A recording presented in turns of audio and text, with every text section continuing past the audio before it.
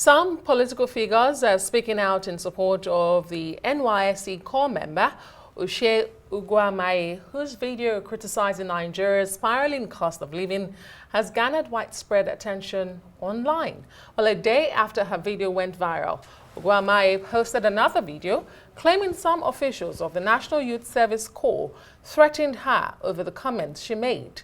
Former Vice President Atiku Abubakar describes Ugwuamaye as a courageous lady who should be supported instead of being vilified. In a post on X, Atiku commended her for her unwavering advocacy in the political sphere and her fearless resolve to speak truth to power.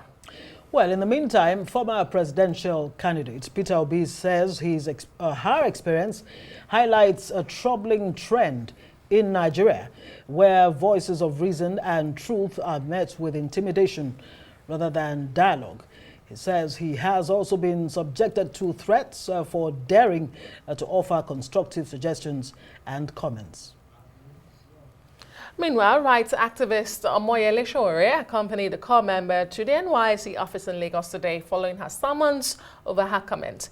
Let's cross live to our Lagos studios and speak to Mr. Sowore for more on that visit. Thank you so much for joining us on Newsnight. And that's a perfect place to begin. You accompanied her today to the Secretariat, I believe it was. What was your objective or aim? Was it to get clarification from the NYSC, or was it for her safety? And did you get any clarification from the NYSC? We accompanied her because we heard very late last night that she was summoned, and the summon did not include any explanation as to why she was summoned or what she did wrong. So yeah, we did, because we've seen threats against her. We've seen people calling her names, shaming her. And we decided that for her safety, for clarification, and for the public to know what she did wrong, we should accompany her. That's why we went there. And when we arrived there, the person who invited her had not showed up at work at 10:30 a.m. She was supposed to be there at 10 o'clock. And we waited for about an hour. Nobody showed up. Apparently, they absconded. They didn't wait for us, and they never showed up. So when we waited, we got her on the phone, and she said she was at the State Secretariat and that she should wait. We waited a little bit longer and called her back, and several times, because we were accompanied with about 3 lawyers, myself, the Youth Corps member who was invited, and she never picked her phone, and we just left, leaving her a message to feel free to call us back when they are willing and ready to discuss what she did wrong. You know, Omoyele Sowore, I mean, this is interesting because it's happening against the backdrop of, I mean, only last week, President Tinubu set up the Youth Confab Committee, you know, to put together a plan where young Nigerians will come out and, you know, speak truth to power, if you like, or just bear their minds on issues affecting their lives. The president actually went ahead to say, look me in the eye, you young Nigerians, and tell me what you want, and I will do it. How does this play out? How does this stand side by side with what has happened with Ms. Ugwuamaye? You know, there's a difference between their interest in people speaking truth to power and the charade that they are planning. There's no regime in recent history that has victimized young people like the Tinubu regime. You saw what they did to underage kids who were charged for treason last year. I mean, was it 2024 after the August protests? You saw what they are doing with the Cybercrime Act, victimizing, arresting, harassing young people. And they have a whole army of influencers who harass, who cancel out people who are opposed to the president or his policies. And that's exactly what happened to this young lady. So the youth conference that they set up a committee for is not a conference for young people. It's a conference for the Association of Friends of the President and his son, I would think. Mr. Sowore, in responding to my question, you kept referring to her. Yeah, you called her, she told you to wait a bit longer. Who is the her? because as we know it, the NYSC has not officially responded to this matter, but we do know that Uguamaye had a recording of a phone call with a female official. We don't know who that is. Allegedly an NYSC official. Yes. Do you have any clarification as to who this woman is and who is the her you're referring to? And let me also ask you, because some argue that Corp members as participants in a government-run scheme such as the Youth Service Corps should refrain from political commentary as indicated in the NYSC bylaw of 2011 as amended. How do you respond to those who say this is just not about free speech but discipline within the NYSC structure? Well, let me state that the lady who was the local government inspector the person who was the local government inspector, the LGI who invited her, is a female, but we never met her. They said she has a deputy. We also met the lady who apparently called her on the phone and lambasted her and threatened her. But we opted not to engage with her because by the time we got there, she was very sober. I think they realized what they were up against. So there was no point. We focused on the business of which was to meet the LGI, the local government inspector of the NYSC, who we believe absconded because she knew that this was not going to be a very nice Monday. Then, with regards to the discipline they're talking about in the NYSC, there's no point of the NYSC Act that says that Nigerians cannot complain if they are facing hardship. President Tinubu had announced that corpers are supposed to receive 77,000 naira per month after he increased salaries of workers, even though that is peonage, it's too small. But these corpers are still receiving 33,000 naira a month.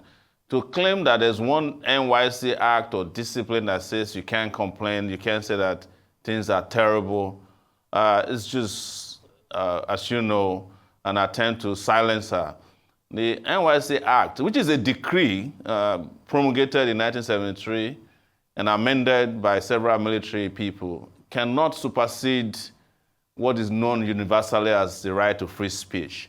She's expressing herself freely as guaranteed by international instruments. I don't generally like to refer to the Nigerian Constitution because that's an illegitimate document promulgated by the military, and that's not a people's document. I've always said that on your shows, but you know, she has her fundamental right to complain. And you can't, as is normally said in Nigeria as general parlance, that you can't beat a baby up and ask the baby not to cry, or pinch a baby and not allow her to cry. So there's no NYSC Act. I will tell you that the NYSC itself makes provision for political enlightenment groups as part of their community service. I don't know if they still exist, but when I was in NYSC, I did participate in political enlightenment of the populace. NYSC group, NYSC members are allowed to go and conduct elections. During 2000 and I think it was 2001 or so, they were killed in the line of duty. So people who can die for your country during elections are not good enough to speak when they are facing hardship. I don't know what kind of discipline they're talking about. You know, I went through the NYSC in 1995-96.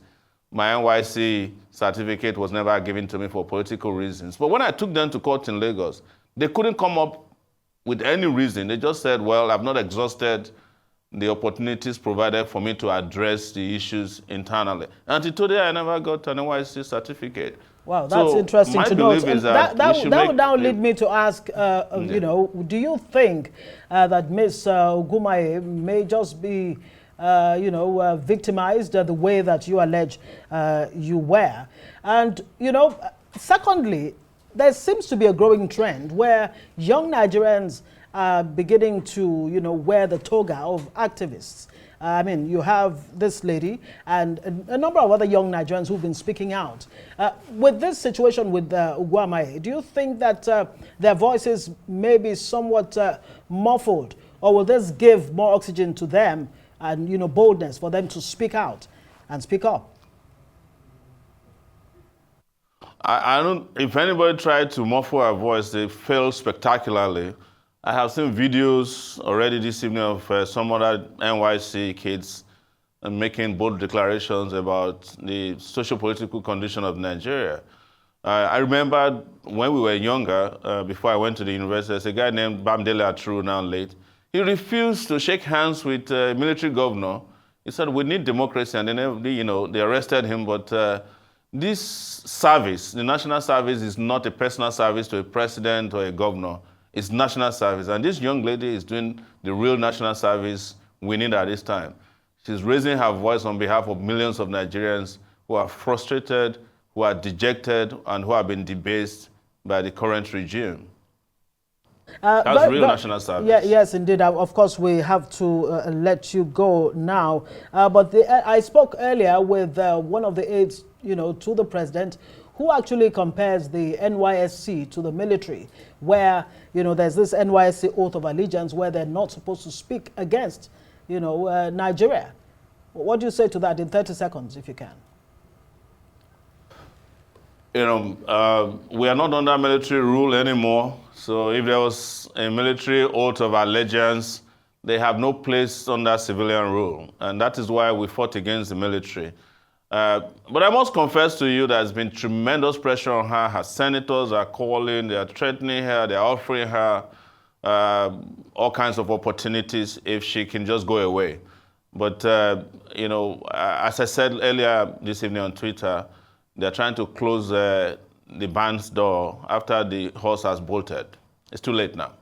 And I mean, what's the next step? What's the next step for her? I've just seen a story, her apologizing to Lagos residents, particularly the Aborigines, for calling their state smelling. But what's the next step for her? What's the next step you're taking? She didn't really apologize to anybody. If you read what she wrote, and I hope she can stand up to every pressure that has come her way, but she's intelligently just said, look, if you felt offended that, I spoke against your place of birth, I apologize if it offends you personally, but, Lagos smells. All right, we have to leave it there. I didn't find Lagos to be... Well, you know what they say, Omoyele Sowore, we'll have to leave you and say thank you very much for joining us as a human rights activist. This way, you know what they say about, when your friend tells you your mouth smells, they are truly your friend. Yeah. Thank you so much.